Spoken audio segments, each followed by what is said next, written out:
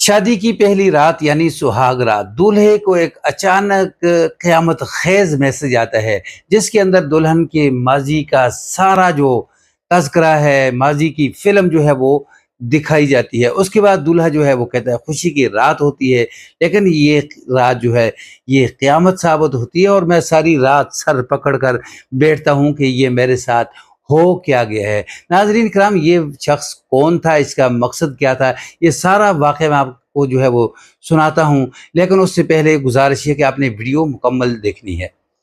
अस्सलामु अलैकुम रहमतुल्लाहि व बरकातुहू। मेरे मोअज़्ज़ज़ नाज़रीन किराम, आपका निकाह किसी औरत के साथ हो या ना हो, लेकिन गैरों में यानी उसका तज़किरा नहीं करते, क्योंकि इज़्ज़त मोहब्बत की सबसे पहली शर्त है। जिस इंसान के साथ आपकी ज़िंदगी का सफ़र शुरू होने वाला है, नाज़रीन उसके बारे में अचानक अगर आपको इस तरह की कोई मालूमात मिले तो वाकई वो क़यामत से कम नहीं है। लेकिन मेरी जान, इस रात को आपने बजाय जज्बात से, गुस्से से, बल्कि हौसले और सब्र से जो है वो काम लेना है। मैं आपको 4 अहम बातें जो हैं वो बताने वाला हूँ, लेकिन वीडियो को आपने मुकम्मल देखना है। नंबर 1, जो शख्स आपको ये मालूमात दे रहा है, क्या वाक़ई उसको आप जानते हैं या नहीं? आपकी बीवी जानती है या नहीं? क्या वो शख्स उसका माज़ी था या नहीं? लेकिन आज वो उसकी ज़िंदगी का हिस्सा नहीं है, क्योंकि ऐसे शख्स का मकसद सिर्फ आपके घर को जो है वो बर्बाद करना है, बल्कि बसते हुए घर को जो है वो उजाड़ना मकसद है, या आपको तकलीफ देना हो सकता है।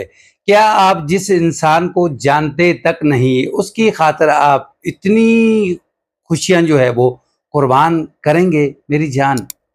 नंबर 2, हर इंसान का एक माजी होता है। किसी का माजी जो है वो छुपा हुआ होता है और किसी का माजी जो है वो ज़ाहिर होता है। निहायत अहम ये है कि आपकी बीवी ने और निकाह के वक़्त जो है बाकायदा आपसे अहद किया है, शादी के बाद यानी आपके साथ मुखलिस है, यानी आपके और आपके घर वालों का, आपके हर चीज़ का वो ख़्याल रख रही है। तो जब तक आप अपनी कानों से, अपनी आँखों से ये सब कुछ देख न लें, तो उस वक़्त तक आपने किसी की बात के ऊपर कोई यकीन नहीं करना है।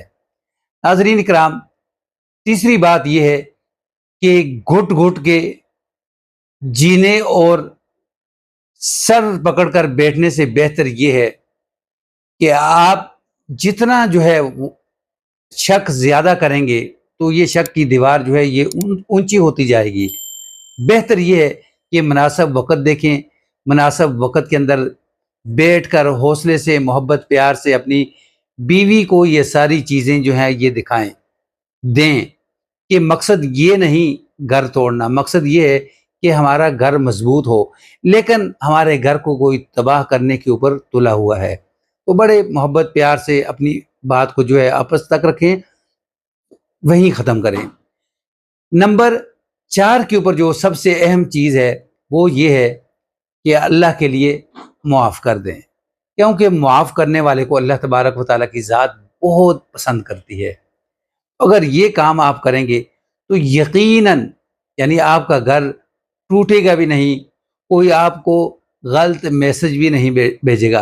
मैं आपको बताता हूँ कि ये मैसेज जिस शख्स ने भेजा था, असल में वो इस लड़की के साथ मोहब्बत करता था। आपको पता कि आजकल नेट का दौर है, क्या से क्या नहीं हो सकता। तो इसी तरीके से उसने अपनी और इसकी बीवी की तस्वीरें जोड़ तोड़ के जो है वो यानी इसके होने वाले शोहर को जो है भेज दी, ताकि शोहर का दिल टूटे और इसको तलाक दे, तो इसको मैं यानी जो है वो हासिल कर लूँ।